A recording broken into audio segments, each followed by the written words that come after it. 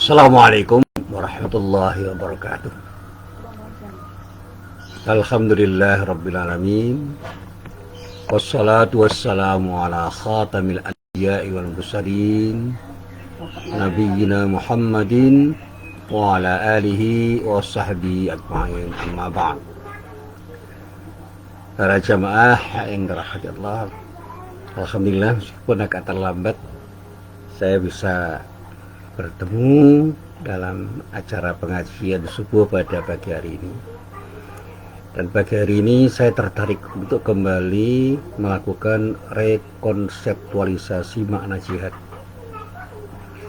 Karena makna jihad ini seringkali disalahpahami, dan pada saatnya ketika diimplementasikan, diaktualisasikan, itu terasa menakutkan, utamanya bagi pihak-pihak tertentu yang merasa mendapatkan perlawanan atau mendapatkan tekanan dari orang-orang yang menganggap dirinya tengah dan telah berjihad. Nah, sebenarnya kalau kita runut, makna jihad sungguhnya itu bukan sesuatu yang tidak baik atau menakutkan atau membuat orang tidak nyaman. Semua orang itu harus berjihad, artinya bersungguh-sungguh untuk melakukan sesuatu dalam rangka meraih sesuatu. Kalau kita kembalikan makna jihad sungguhnya itu adalah kesungguhan untuk melakukan sesuatu dalam rangka meraih sesuatu yang dicita-citakan, itu jihad. Tapi dalam istilah syariat, jihad itu kemudian mendapatkan maknanya lebih dari sekadar upaya individual, tetapi juga bisa menjadi upaya individual dan kolektif untuk menegakkan kebenaran dan keadilan. Dan kebenaran dan keadilan itu indikatornya adalah sesuatu yang terkait dengan syariat Allah. Dan kalau kita memahami syariat Allah itu harus tepat. Syariat Allah itu segala macam aturan yang datang dari Allah, yang memang diturunkan oleh Allah, disampaikan oleh Allah, ditetapkan Allah untuk kemaslahatan. Mata saja apa yang kemaslahatan makhluknya, termasuk manusia. Jadi tidak ada satu aturan Allah pun yang disebut syariat yang akan menimbulkan ketidakmaslahatan atau kemudaratan bagi semua makhluk Allah. Semuanya kalau difahami dan dilaksanakan dengan benar, pasti dijamin akan mendatangkan kemaslahatan bagi siapapun, dimanapun, kapanpun, dalam konteks apapun. Syariat Allah dalam masalah pribadi itu kalau dilaksanakan akan membawa keuntungan setiap orang. Syariat Allah dalam masalah keluarga itu kalau dilaksanakan dengan baik dan benar, dengan tepat, akan mendatangkan kemaslahatan bagi keluarga itu. Syariat Allah untuk masyarakat kalau dilaksanakan pasti akan memberikan kemaslahatan bagi masyarakat itu. Syariat Allah untuk apapun dan siapapun, termasuk dalam kehidupan berbangsa dan bernegara, itu kalau dilaksanakan dengan tepat pasti akan mendatangkan kemaslahatan untuk bangsa dan negara itu. Termasuk di dalamnya hari ada dalam berpolitik, berkegiatan ekonomi, berkegiatan pendidikan, berkegiatan sosial budaya, semuanya kalau dilaksanakan dengan baik dan benar, dengan setepat-tepatnya pasti akan mendatangkan kemaslahatan. Jadi tidak ada yang perlu ditakuti dengan syariat. Sehingga jihad dalam menegakkan syariat itu seharusnya menjadi sesuatu yang didambakan oleh setiap orang, karena semua orang dengan syariat Allah itu akan mendapatkan kemaslahatan. Itu yang harus kita yakini dengan seyakin-yakinnya. Nah, cuma dakwah Islam terhadap semua orang tentang konsep syariat dan perjuangan untuk menegakkan syariat itu terasa menakutkan karena ada sesuatu yang mungkin tidak terkomunikasikan dengan baik dan benar. Sehingga konsep penegakan syariat ketika didengungkan itu menjadi sesuatu yang menakutkan bagi sebagian orang, utamanya bagi non-muslim. Dan bahkan sebagian umat Islam pun ada yang alergi terhadap kata penegakan syariat itu karena terasa menakutkan, seolah-olah penegakan syariat itu hanya terbatas pada pengertian hukum pidana, dan itu pun juga dipersempit dengan pengertian-pengertian yang sebenarnya sangat mudah untuk diluruskan. Di syariat Islam itu identik dengan potong tangan, identik dengan rajam, identik dengan sesuatu yang serba menyeramkan. Hukuman mati syariat Islam. Padahal itu adalah ketentuan-ketentuan syariat yang sifat parsial. Dan hukuman-hukuman itu baru akan dilaksanakan kalau memenuhi syarat untuk dilaksanakan. Kalau tidak memenuhi syarat, ya tidak dilaksanakan. Hukuman kisos itu dilaksanakan dengan sebaik-baiknya dan setepat-tepatnya kalau memang memenuhi syarat untuk dilaksanakan. Hukuman apapun, termasuk potong tangan, itu adalah sesuatu yang bisa dilaksanakan kalau memang memenuhi syarat dilaksanakan, dan memang konteksnya adalah sesuatu yang terkait dengan sesuatu yang memang hukuman maksimalnya itu adalah potong tangan. Nah, sekarang ketika kita bicara pencurian, kemudian hukumannya potong tangan, itu menjadi bisa saja ditafsir ulang. Karena pada saat ketika kita memberikan hukuman kepada orang yang berbuat jahat, yang kita coba untuk kita tujukan memberikan efek jerah kepada orang yang berbuat jahat dan kepada orang yang ditengarai akan bisa berbuat jahat, supaya mereka takut berbuat jahat. Nah, sekarang yang namanya pencurian itu kan tidak harus dengan tangan dalam arti fisik, tapi dengan cara-cara yang lebih canggih. Sekarang ketika orang bicara tentang pencurian melalui jaringan internet, bukan tangan yang berbicara, tetapi kekuatan-kekuatan di balik tangan yang bermain, yang pada saatnya bisa dilakukan oleh banyak orang dengan cara-cara yang jauh lebih canggih daripada cara-cara yang dilakukan dengan tangan secara fisik. Orang dikatakan mencuri itu kan dulu dikatakan mengambil dengan tangannya, sekarang tidak bisa begitu. Tidak usah dengan jari jemari, orang bisa mendesain proses pencurian itu dengan canggih, termasuk pencurian data. Pencurian data itu kan tidak harus dengan tangan, tapi dengan pemikiran-pemikiran yang cerdas dan bahkan licik untuk bisa melakukan tindakan-tindakan yang pada saatnya tidak hanya dilakukan oleh seseorang, tapi juga dilakukan oleh kelompok orang. Termasuk yang namanya mafia penimbunan. Misalnya sekarang terkenal dengan penimbunan minyak goreng, itu tidak dilakukan dengan tangan-tangan secara fisik, tapi dilakukan oleh tangan-tangan manusia yang secara kolektif dilakukan oleh mereka dengan sangat canggih, dengan sangat sempurna, dengan sangat lihai, sehingga sulit diketahui dan sulit untuk diberantas. Nah, apakah memberantas mafia itu dengan potong tangan? Ya, siapa ini potong tangannya? Apakah dengan potong tangan itu dengan sendirinya mafia akan hilang? Ya, tidak.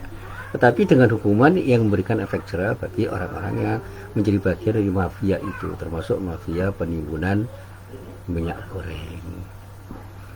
Nah, sekarang mafia itu ada di mana-mana. Kalau kita bicara mafia itu kan persekongkolan jahat.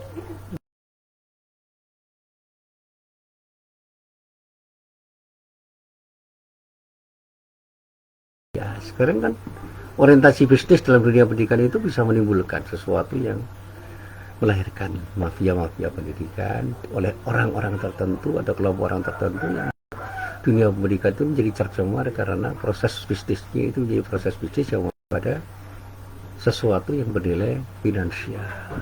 Ujung-ujungnya semua uang. Sehingga yang namanya kegiatan pendidikan itu tidak lebih daripada proyek untuk menghasilkan uang. Kasarnya begitu. Yang mendatangkan uang dikerjakan, yang tidak mendatangkan uang tidak dikerjakan. Yang pernah berguru, kenapa Fakultas Seni Budaya dan Fakultas Filsafat itu tidak didirikan di perguruan swasta? Karena tidak menghasilkan uang.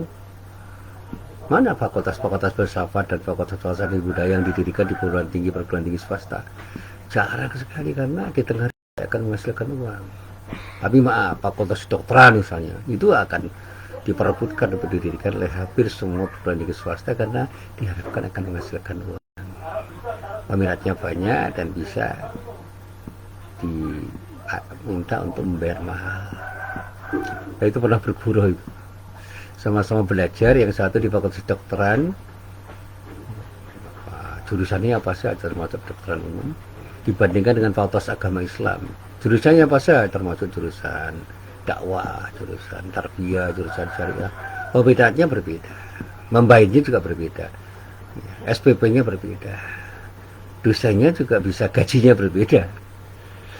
Ya, ini yang selalu saya sampaikan, bahwa ketika dunia bisnis itu sudah menjadi sesuatu yang mempengaruhi proses pendidikan, maka kegiatan-kegiatan bisnis dalam dunia pendidikan itu bisa mencederai proses pendidikan yang mulia, sehingga menjadi sebuah proses yang tidak mulia karena orientasinya semua duit. Dan ini harus diberantas, dilawan, diperangi. Dan perang melawan mafia pendidikan itu bagian dari jihad fisabilillah. Kan tidak sama. Yuk kita lawan ketidakbenaran, ketidakadilan, kezaliman, kebatilan di dunia pendidikan yang penuh dengan kemungkinan terjadinya mafia pendidikan. Kita perang melawan ketidakadilan, ketidakbenaran di dunia peradilan. Kita lawan ketidakadilan dan ketidakbenaran di dunia bisnis, di dunia politik, dan dunia apapun, termasuk di dalamnya ketika kita bicara tentang dunia akademik. Dunia akademik itu juga bisa melahirkan sesuatu yang salah, karena integritas para akademisinya itu bisa luntur sebagai akibat dari kepentingan-kepentingan pragmatis yang melahirkan ilmuwan-ilmuwan partisan yang menjual sesuatu yang sebenarnya tidak seharusnya mereka jual. Mereka sudah menjual idealismenya untuk digantikan dengan pragmatisme tertentu, sehingga mereka itu menjadi orang-orang yang bisa dipesan oleh siapapun untuk mengatakan sesuatu, sehingga yang benar bisa dikatakan salah dan yang salah bisa dikatakan benar. Termasuk rerasanan, meskipun belum tentu benar terhadap lembaga survei. Rerasanan itu belum tentu benar. Gunjingan terhadap lembaga survei itu juga merupakan bagian dari wacana yang dibangun orang. Jangan-jangan lembaga survei itu bisa dipesan untuk melakukan survei menurut siapa yang memesan dengan harga tertentu. Jangan-jangan. Dan itu harus kita jihadi, kita lawan. Nah, kalau bahasa saya itu memang kayak keras waktu itu, harus kita binasakan, harus kita luluh lantakkan, harus kita lawan sekuat kemampuan kita dengan sekuat kemampuan kita, karena itu bagian dari kezaliman dan ketidakbenaran. Kita bela dan kita tegakkan keadilan dimanapun, kapanpun, dan dalam konteks apapun. Saya selalu mengatakan bahwa yang namanya kebenaran sekali lagi dalam hal yang terkait dengan apa yang benar menurut Allah dan Rasulnya, ya, kebenaran syar'i itu harus kita tegakkan. Dan keadilan dimanapun harus kita tegakkan. Dan sekali lagi kita memang tidak bisa menutup mata bahwa sekarang ini ketidakadilan dan ketidakbenaran, kebatilan itu ada di mana-mana. Dan kalau kita diam padahal kita mampu, kita berdosa. Itu bagian dari nahi mungkar yang harus dilakukan. Dan Rasulullah menegaskan, man ra'a minkum mungkaron. Siapapun Anda ketika melihat kemungkaran, falyughayyirhu, harus punya kesediaan untuk mengubah. Falyughayyirhu biyadi, dengan kekuatan fisik dan kekuatan yang real. Fa'ilam yastati fa bilisani. Kalau enggak mampu dengan kekuatan real untuk mengubah, ya dengan lisan. Fa'ilam yastati fa ya qalbi. Minimal dengan hati kita. Artinya kita harus tidak setuju dengan ketidakbenaran, kebatilan dan ketidakadilan. Itu dimanapun dan apapun, dalam konteks apapun. Nah, kalau orang sudah menyetujui atau mendukung ketidakbenaran, kebatilan dan ketidakadilan, nah itu yang parah. Lisannya pasti keluh untuk mengatakan yang benar itu benar dan yang salah itu salah, dan dia tidak punya keberanian untuk melakukan tindakan dalam rangka untuk menegakkan kebenaran dan keadilan. Dan kalau itu terjadi di kalangan intelektual, dan maaf kalau itu terjadi di kalangan ulama, waduh, kiamat itu. Kiamat sughra. Artinya kita sudah pada posisi sudah tidak bisa berharap. Posisi kita sudah tidak bisa berharap dari siapa. Kalau para ulama saja diam terhadap kezaliman, ketidakbenaran, ketidakadilan, kebatilan, lalu pada siapa kita bisa berharap? Apalagi ketika mereka mendukung kebatilan dan kezaliman. Pantas risah, tinggal tunggu saat kehancurannya. Dan juga kaum intelektual di dunia akademik, saya kebetulan menjadi dosen, saya sedih. Andai kata dosen itu tidak berani mengatakan sesuatu yang benar itu benar dan sesuatu yang salah itu salah. Ya, karya-karya intelektual mereka itu adalah karya-karya intelektual pesanan yang harus mengatakan sesuatu menurut apa yang memesan dan siapa yang memesan. Pesanan apapun ya harus dikatakan iya untuk mengatakan sesuatu menurut apa yang dipesankan dan siapa yang memesan. Nauzubillah min dzalik. Sekali lagi itu perlu kita jihad, perlu kita lawan. Karena dunia akademik tidak tercemar oleh tindakan-tindakan para intelektual yang tidak punya integritas. Itu oleh kita lawan. Ini jihad dalam masalah intelektual. Nah, para jamaah yang dirahmati Allah, memang banyak hal yang bisa saya sampaikan. Tapi sekali lagi, Allah dan Rasulnya itu sebenarnya sudah sangat bagus melarang kita supaya kita tidak lupa untuk berjihad. Dalam pengertian benar. Jihad itu sebuah kata yang seringkali disalahartikan, kadang-kadang dipersempit maknanya sehingga menjadi sesuatu yang bias. Dan dengan penyalahartian dan penyempitan makna itu seringkali kata jihad kemudian menjadi sebuah terma yang terkesan menakutkan bagi kalangan non-muslim misalnya, dan pada saat yang sama menjadi pemicu kekerasan atas nama agama.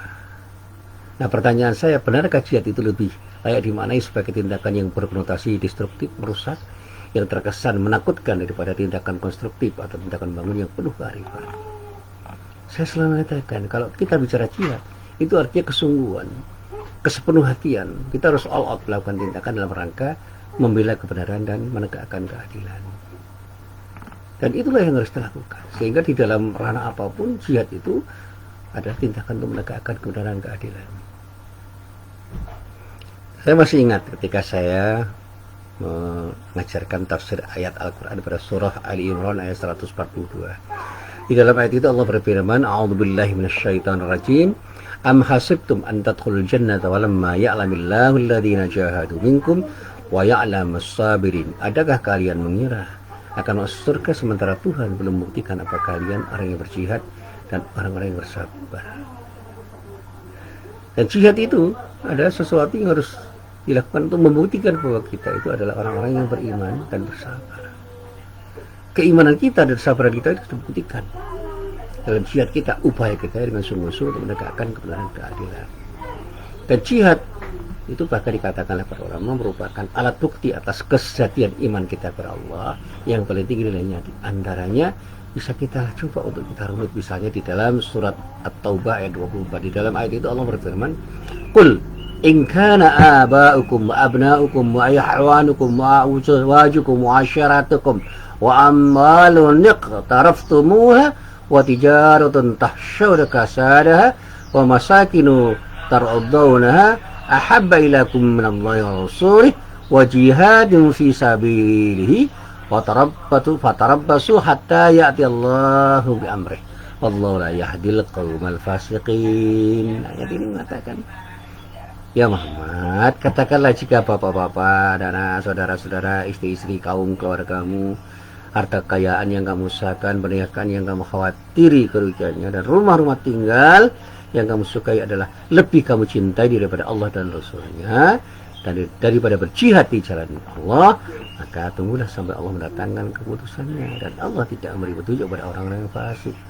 Jadi kalau kesetiaan kita berjihad itu hilang atau sirna atau reduksi hanya karena kepentingan-kepentingan dunia dan segala hal yang bersifat duniawi, ya sudah, pantadirisa. Kita tunggu saja Allah akan menimpakan adab pada diri kita. Dan jihad itu menandai keberimanan seseorang. Seorang yang beriman pasti akan mau berjihad dengan seluruh kemampuannya, termasuk dengan hartanya dan jawanya untuk menegakkan kebenaran dan keadilan. Rasulullah sudah mencontohkan dengan sangat real, dengan sangat nyata. Dan pada saatnya Rasulullah pun mendapatkan kemenangan karena jihadnya yang dilakukan benar-benar karena Allah. Nah, tetapi sekali lagi, jihad itu tidak harus melawan orang, tetapi juga sikap yang ada pada diri kita sendiri. Sehingga memerangi orang kafir itu juga harus kita pahami, juga memerangi sikap kufur yang ada di dalam diri kita. Memerangi orang munafik itu juga bisa dipahami memerangi sikap munafik yang ada dalam diri kita. Memerangi orang fasik, memerangi orang zalim dan sebagainya, itu juga harus kita pahami dalam rangka memerangi kemunafikan dan kezaliman yang ada pada diri kita sendiri. Dan pada saatnya ketika makna jihad itu kita maknai dengan tepat, maka tidak hanya orang kafir yang kita lawan, tapi sikap kufur kita. Jadi pertanyaannya, haruskah perantai jihad itu harus kita lakukan terhadap person atau orang-orang kafir? Ternyata tidak. Karena secara fisik orang kafir itu bisa saja tidak lebih membahayakan dari sikap kufur kita. Siapa yang dimaksud dengan orang kafir, orang munafik, orang zalim, orang fasik itu, dan oleh karena itu harus kita jihadi. Maka kita harus tahu bahwa jihad terhadap mereka itu karena mereka melawan dan membahayakan kepentingan kita, kepentingan dakwah kita, kepentingan keberagaman kita, tanpa membahayakan. Ketika mereka tidak membahayakan, tidak perlu kita lawan mereka. Apalagi ketika mereka bersahabat dengan diri kita. Orang-orang kafir yang bersahabat dengan kita dalam konteks keduniaan tidak perlu kita jadikan sebagai lawan. Tetapi sikap kita, sikap kufur kita, itu harus kita lawan. Orang-orang munafik bisa saja kemudian tidak membahayakan diri kita pada suatu saat, tetapi sikap nifak kita itu bisa membahayakan. Orang fasik, orang yang zalim, itu bisa saja hanya membahayakan diri mereka sendiri, tetapi sikap nifak, sikap fasik dan sikap zalim kita itu lebih berbahaya daripada orang dalam arti fisik. Nah, termasuk ketika kita itu tidak punya cara berpikir yang tepat, itu kita jihadi juga. Mari kita luruskan cara berpikir kita agar kita punya cara berpikir yang tepat, sehingga jihad di dalam pemikiran kita itu tidak harus melawan pemikiran orang lain, tetapi juga melawan pemikiran kita yang tidak tepat, sehingga jihad terhadap diri kita itu bisa saja kemudian membangun mindset yang benar untuk menggantikan mindset yang salah ketika kita punya mindset yang memang harus kita benarkan. Nah, para jamaah yang dirahmati Allah, kalau orang mengatakan jangan pernah kita memaknai jihad dengan kita, nah kita dalam arti fisik itu bunuh-membunuh. Karena perang dalam arti fisik itu ya membunuh atau dibunuh. Tetapi jangan sampai kemudian kita artikan perang itu dalam pengertian sempit. Sehingga ketika kita berperang itu tidak harus melawan sesuatu secara fisik. Perang pemikiran tidak ada untuk fisiknya, tapi itu lebih berbahaya daripada perang dalam arti fisik. Pertahanan diri kita untuk melawan pemikiran-pemikiran yang muncul dan tumbuh secara masif itu merupakan jihad fisabilillah. Dan kita harus melahirkan pemikiran-pemikiran sebagai cara kita untuk melawan pemikiran-pemikiran yang tidak benar. Dan pada saat yang memang kita harus tahu bahwa di dalam perang kita juga seringkali tidak menemukan lawan kita yang sesungguhnya. Karena dalam proxy war misalnya, yang kita lawan itu adalah proxy-proxy orang yang memang menjadi musuh kita. Mereka itu boneka-boneka yang memang digunakan untuk memerangi kita, dan pada saatnya mereka itu sebenarnya bukan lawan kita, tetapi orang-orang yang diperankan seolah-olah menjadi lawan kita yang tidak perlu kita perangi. Apalagi ketika kita bicara tentang orang-orang kafir, tidak semua orang kafir itu menjadi lawan kita. Ketika mereka bersahabat dengan kita dan tidak pernah membahayakan diri kita, kenapa? Apalagi ada orang-orang kafir yang disebut kelompok muahid, orang-orang yang punya perjanjian. Ada juga orang-orang yang memang sejak awal ya, melakukan perjanjian dengan orang-orang Islam yang pada saatnya tidak boleh kita perangi. Nah, sementara orang-orang yang disebut musta'min, orang-orang yang terkesan berada dalam posisi lebih inferior, nah, musta'min itu juga harus kita lindungi. Sementara kalau kafir karbi yang memerangi kita, itu harus kita perangi. Tapi sekarang perang itu tidak harus dilakukan secara fisik. Banyak hal yang kemudian tidak harus dilakukan dengan kekerasan secara fisik, tetapi juga dengan cara-cara yang lebih bisa kita pahami sebagai cara-cara yang lebih efisien untuk melahirkan sesuatu dalam rangka melawan musuh-musuh kita. Karena musuh-musuh kita adalah setan yang nyata menjadi musuh kita selama itu. Jadi sekali lagi, mari kita pahami. Berjihad fisabilillah itu harus tepat. Jihad fisabilillah itu sasarannya juga harus tepat. Dan sekali lagi, kita lawan sesuatu yang terkait dengan ketidakbenaran dan ketidakadilan. Dalam pengertian yang lebih tepat lagi, mari kita jadikan kita menjadi orang yang berpihak kepada kebenaran dan keadilan untuk melawan kezaliman. Kita lawan dan kita luluh lantakkan. Kita lawan sekali lagi dan kita luluh lantakkan segala macam kebatilan dengan kezaliman, serta kita bela, serta kita tegakkan kebenaran keadilan dimanapun, kapanpun, dalam konteks apapun. Dan insya Allah dengan jihad yang seperti ini kita akan menjadi pemenang-pemenang yang sesungguhnya dalam jihad apapun dan dimanapun, karena kita punya kekuatan untuk bersatu melawan ketidakadilan, melawan kebatilan dengan penuh kesadaran untuk selalu ingin menegakkan kebenaran dan keadilan dimanapun, kapanpun, dan dalam konteks apapun. Mari kita galang ukhuwah Islamiyah untuk bersama-sama melawan ketidakbenaran, melawan ketidakadilan, melawan kebatilan dan kezaliman, dan bersama-sama membela dan menegakkan kebenaran dan keadilan dalam konteks apapun, dimanapun, kapanpun, agar umat Islam betul-betul menjadi khairul ummah yang bisa menjadi saksi atas semua umat yang ada di dunia ini dan menjadi penegak keadilan dan kebenaran dimanapun dan kapanpun, dan menjadi contoh bagaimana kita berjihad di jalan Allah. Inilah apa yang bisa saya sampaikan, mudah-mudahan bisa dipahami. Billahi taufiq wal hidayah. Assalamualaikum warahmatullahi wabarakatuh.